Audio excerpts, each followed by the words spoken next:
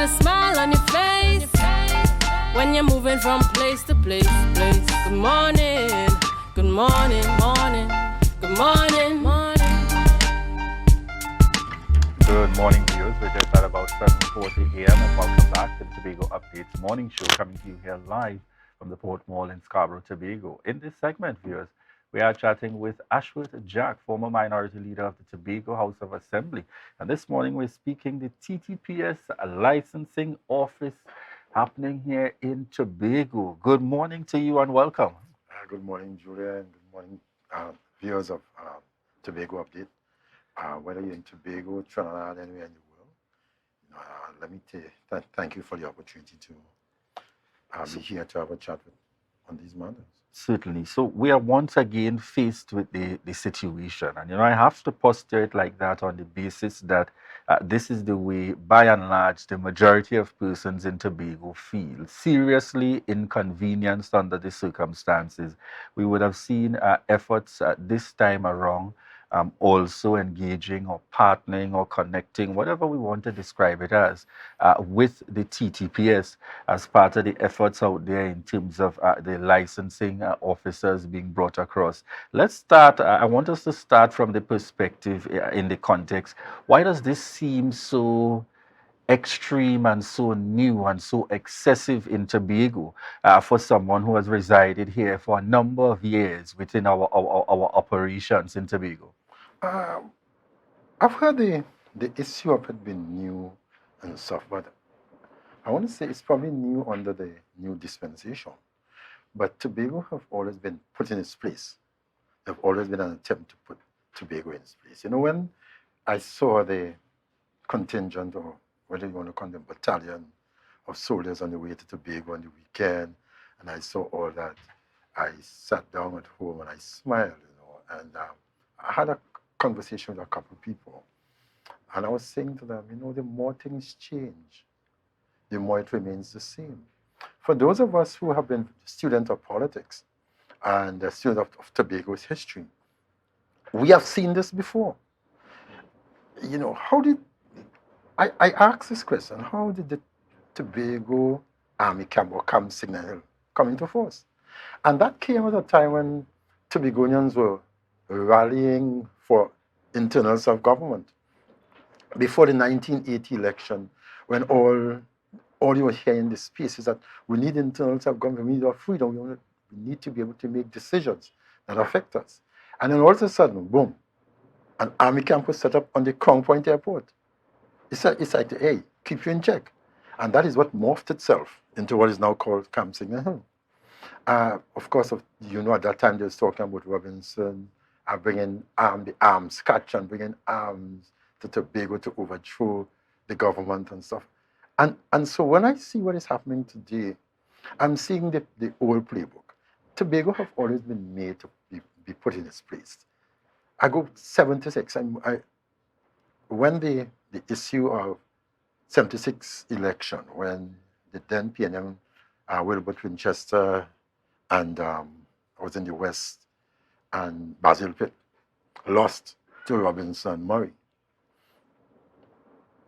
The Tobago administration was dismantled. The Ministry of Tobago Affairs shut down. Members, employees, public servants sent to Trinidad. People couldn't get paid for months. And so what we're seeing is it coming 180. It come, in this case 360, come all the way back around. And I'm saying to people, we need to be careful, because I am hearing people defending this stuff under the guise that is one Trinidad and Tobago.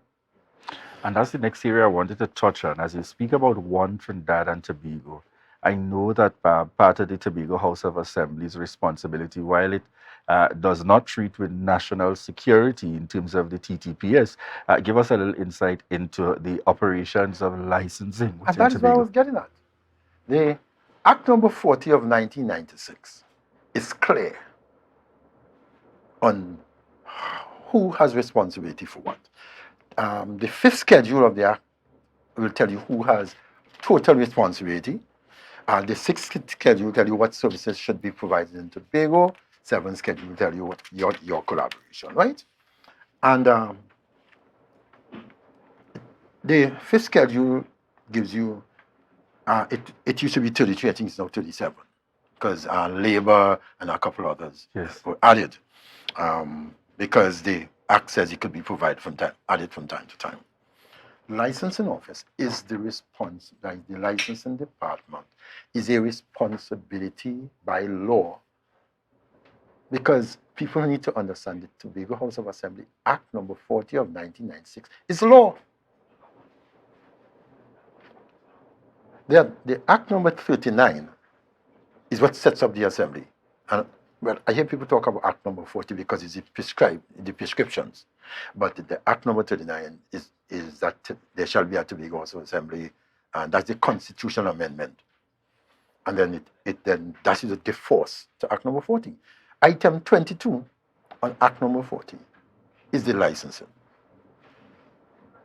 And one would have expected that the respect for each other would be as such that we would be able to understand that the licensing is the responsibility of the Tobago House of Assembly.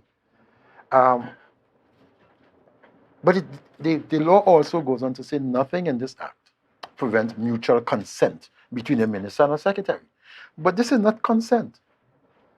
And nobody tells me the minister don't know. Anybody who says that living in a bubble. Right? No license officer, whether it be the head of the licensing department or anybody else, could just take up and decide, I am going to Tobago contrary to Act number 40. And his boss doesn't know. This goes all the way to the top. Everybody in the cabinet knows this. So there have been joint efforts, and we saw coming on to updates here and speaking to the fact about working together to seek to do more, and the protection of Tobago and a number of things that was stated by the joint forces appearing. What are your thoughts on that? We see Tobago protection comes from Tobago's respect. You can't protect without respect. I want to say this to people, and because I know that there will always be people for and against, and I think sometimes they lack of knowledge. People are emotional. People don't understand that information must take precedent over emotion.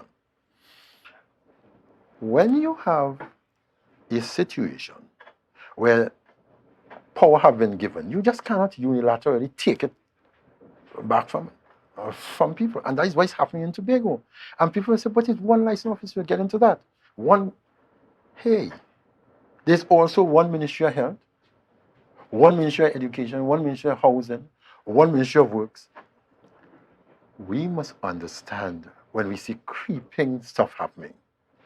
Today is his license office. What happens if tomorrow the Ministry of Health decide we are coming and taking over the hospital and the health facilities in Tobago?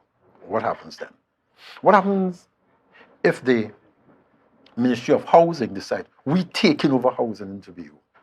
What happens if the Ministry of Works decides we're taking over the work of works in Tobago? I mean, we have seen in 2000, in 2000, I was threatened with arrest when I was then at Works.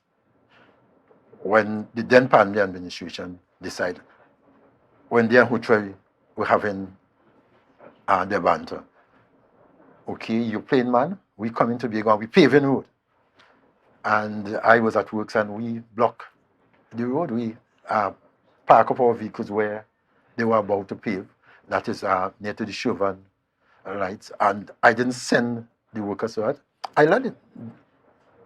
And the then senior superintendent, another Tobago at the time, came and threatened to lock me up if I didn't ask the equipment to move. I mean, I never make a jail, and I didn't ask them to move. Because I understand that people have to stand up for something. So what we're seeing here is a straight case of, I'm saying to Tobagonians, we need to be careful not to sanction some of these things because it will erode the autonomy that so many Tobago. I mean, Robinson must be turning in his grave. I could imagine who tries behavior, thinking this, all the things we have gone through. People like me who doing this since I'm 11 years old. To me, this is uncomfortable.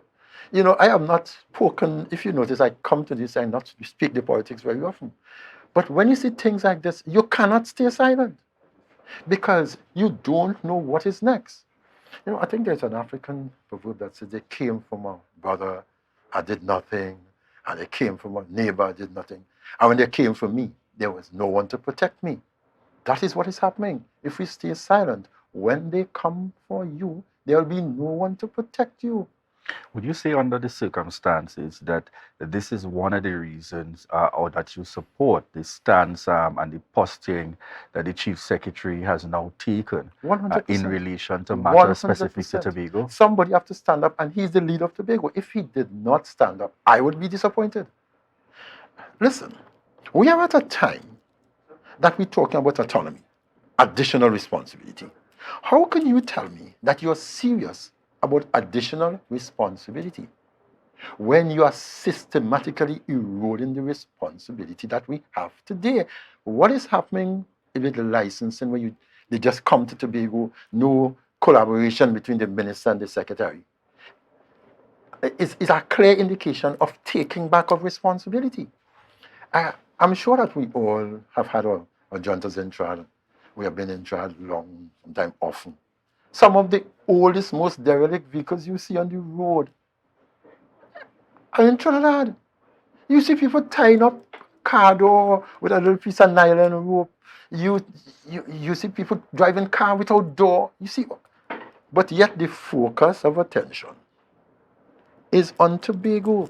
And people need to ask themselves, is this purely a situation of making the road safe, or is it a situation of managing Tobago? Let me put you in your place because you're getting too big for your briefs. And I'm saying to Tobagoans, be careful with what we support. This transcends the politics. This has to do with the freedom of our people. And I don't know if it's fortuitous or if it's ironic that all this is happening around emancipation time. Something is wrong with that. Let me just make one other example to show how people could be, we could be devious. We have reverted the flights between Trinidad and Tobago back to 8:30. Island Crushers was a couple of weeks ago. And because of the number of high-ranking official children that comes to Island Crushers, we're having flight 11, 12 o'clock in the night. But Tobagoans will sleep on the airport in Piaco, and nobody comes to their rescue. And that alone tells you how the thinking is. We are in charge, and therefore, because the Constitution said that the cabinet is supreme, you people better behave yourself, or else we're going to take this from you. And Tobagonians, there are some Tobagonians here saying, well, you know, it's good for them. It's not about them. What happens if the government changes and the assembly changes? And then the other administration decide, we're not just doing it with the licensing, we're doing it with the works, we're doing it with the health, we're doing it with all the other stuff. What happens? What about if this administration decides, we're not stopping at licensing, we're going to systematically erode all the other responsibilities of the Tobago House of Assembly? Then what is the use of the Tobago Assembly? And what is all this fight about? Tobago have to stand shoulder to shoulder on this matter. You know, there's a thing that says that you have to circle the wagon. We need to circle the wagon. And it is not about Farley. Because some people think it. I do like Farley. There'll always be people. I mean, we crucify Jesus Christ. so there's always people who don't like. But this is not about the individual. Tobago need to understand that every time there's a non-PNM leader in Tobago, every gun is trailed because they tell themselves they must destroy the leadership. A.N.I. Robinson thief all the $2 bill. Robinson was digging through Williams' office when Williams leave, and Williams a high science man, and Williams appear and catch him in the office. Hochoy Charles, too arrogant, he's Bokassa, ring bang, ada. Ashworth Jack, a pumpkin house. Farley. It's every time there's a leader that is not PNM, there's an attempt to destroy them in order to get back to doing Tobago what you want. And I'm saying to the Chief Secretary, you're young, but it does not mean that you have to cower to anyone. The office is of the office of the Chief Secretary. The office of the Chief Secretary, regardless of his age, regardless of what, carries the same power, regardless of who holds it. All right. So we take a quick break, viewers. We want to remind you that you are viewing the Tobago Updates morning show and that this is your opportunity to share the live, share the live, share the live. We'll be right back. Good morning, viewers, and welcome back to the Tobago Updates morning show, coming to you here live from the Port Moreland, Scarborough, Tobago. This morning, we continue the conversation with Ashworth Jack, a former minority leader in the Tobago House of Assembly. And just before we went on the break, we began touching on a number of issues, and it's interesting that you raised the point. Today, it is the licensing office. Where will this go tomorrow in terms of the activities and the circumstance? The big question that has to be asked here, Ashworth, from where you sit, where to? Where do we see things going from here? How do we try to make the kind of change that many have clamored for, in fact, going beyond party politics in this instance, but really seeking to put Tobago as the focal point? I've looked at where we are in Tobago, and the only solution to this problem is constitutional reform. It's the only solution to the problem. And the longer this takes, the more radical young Tobagonians will become.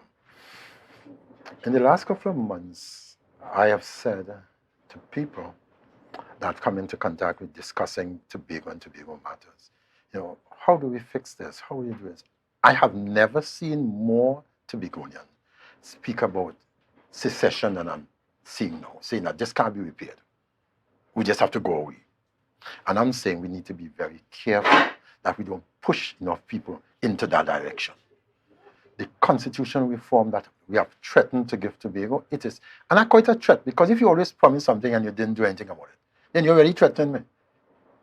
We need to fix the issue of the constitutional relationship between Trinidad and Tobago. This parent and child stuff have not worked. It have started, the battle for this started way back, with APT and all the way down the road, spending his own money to go to England to fight for the internal self-government of Tobago. And Tobagonians have to understand, hey, we might think we're small. We're a big island in the context of the Caribbean. St. Kitts Nevis put together is smaller than Tobago. Barbados is 16 miles. Grenada, I think, is 7 or 8 miles bigger than Tobago. We are a big country. We are a big island in the context of the Caribbean. And we need to be treated with a certain amount of respect. This thing where anybody in Trinidad who holds a ministry or holds the reign of power thinks that Tobago is the little whipping boy that should be put in its place every time it speaks up, tells me that this relationship as it is today is not working. But then again, it's nothing new to me. When I came into the politics as an 11-year-old, it was by hearing Robinson speak in what is now called Republic Bank Car Park, the Uptown Car Park, about autonomy and the importance of autonomy. And that is what stirred my soul to get involved in the politics. And I would not stop. The last push for internal self-government, the motion, was brought in the assembly by me. I know the last administration made it look as if it was them. I brought the motion. And that is why, even when there was the issue of the People's Partnership, in the manifesto, I had them put in, it was the only way we would have become part of it, that Tobago must get its autonomy.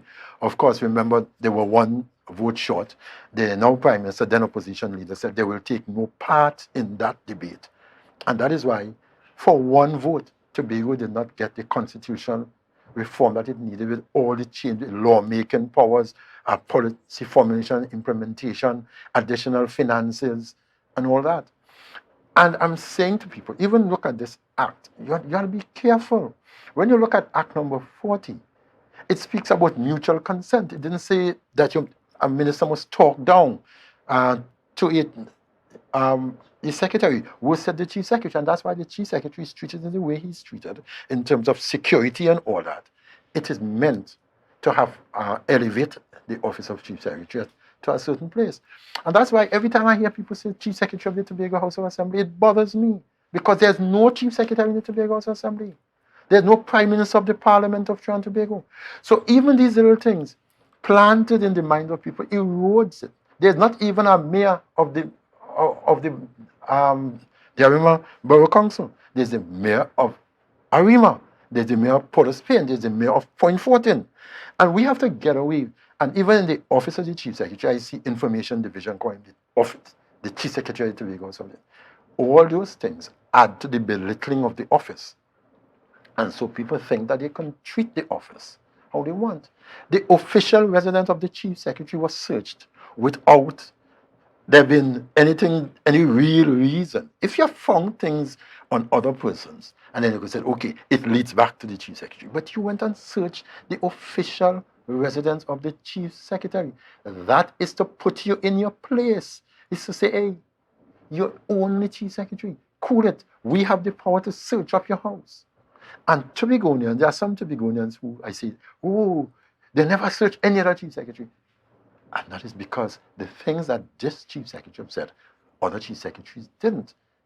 And that the Houtroy never moved into the official office. There are a number of stuff. Listen to how Houtroy was the worst person in the world until they found some common ground with him. Listen how Robinson was the worst thing until he made Manning prime minister. It is always that, hey, once you're Tobagonian, or once you're trying to fight for Tobago, we will put you in your place. And that's why, look at all the chief secretaries. The only time Orville made noise is when Kamala was prime minister. After that, Cat took his tongue. The issue of internal self-government went underground. Not another word. I'm saying to Tobagonians, listen, this transcends the issue of party politics. This is about Tobago's development. This is about Tobago's security, and not only in terms of murders and that kind of stuff, but security of tenure, the whole works. The land issue, how we raise taxes, how we spend our money, not going cap in hand every year begging for something that you deserve. You know, I have not become this emotional about an issue as I am now, and it is not about, as I said, it's not about the licensing department. It is about what could happen with all the players decide, with the help of their principal, which is whether it be the prime minister or the cabinet, that we are eroding, systematically eroding the powers of the Tobago House of Assembly because we are cabinet. The House is currently, the Parliament, that is, and similarly the Tobago House of Assembly on recess. And once again, the new parliamentary term will commence, I think it is in September. The question is, we know that the bill that would have been before the Parliament, they have indicated that there can be a request that allows it to be forwarded to the next session of the Parliament. Yeah. Are you hopeful, or do you see the need for some demands to be coming from on the part of the Tobago House of Assembly and Tobago to really insist and to push, to make that push once again? Or are you thinking this is only a matter that will come up in focus, come closer to 2025? This is another threat. I threaten to give you something. Any government who wants to fix the Tobago issue can fix it in one day. Well, one day in the lower house and then goes to the upper house. There have been 40 odd years of discussion. Tobago needs the power to formulate and implement policy. It needs lawmaking powers over the things that are Tobago. It needs a definition of Tobago. Those are some of the major issues. And once that happens, then that THA can then pass its own laws. It can set up its own responsibilities. And so this going on so long, it's just a clear case of people saying, hey, you know, I'm going to promise you down to the last. Let's go back, 1980. Started in 1977 with Robinson carrying the motion for internal self-government. And I admonish every Tobagonian to read the motion, one of the most beautifully presented motions. It comes down to 7980 when finally a watered-down version of the Tobago House of Assembly Act, which was really the Counties Council Act with a very few changes, that came to be known as Act number 37 of 1980, that paid the members of the Tobago House of Assembly $1,000 something a month. You guys saw what you did. Then we had to fight to Act number 40 of 96. The then UNC was in power with Robinson and Palm, and they had to fight when the bill that went is not the act that came out, because they took out all the lawmaking, because the then PNM, inclusive of a Tobago senator, who then became chief secretary, decided they're not going to support this bill, right?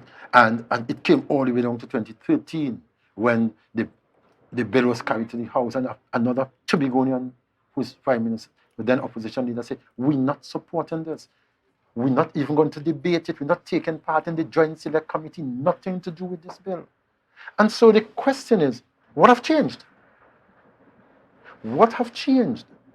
I know that this bill is changing me, because I am finally saying to myself again, you just can't sit down and say nothing, because people like me who know the history, who know the struggle, if we don't teach it, even the Bible, when the people of Israel were taken out of slavery in Egypt, the admonition from God was, teach this to your children, and to your children's children, and they to their children, and to their children's children, so that we will never forget from where we came. And that is part of the problem. A lot of the people in political office, aspiring for political office, they don't have a clue as to where we came from. And therefore, people saying this is new shows how naive they are, because they just don't know.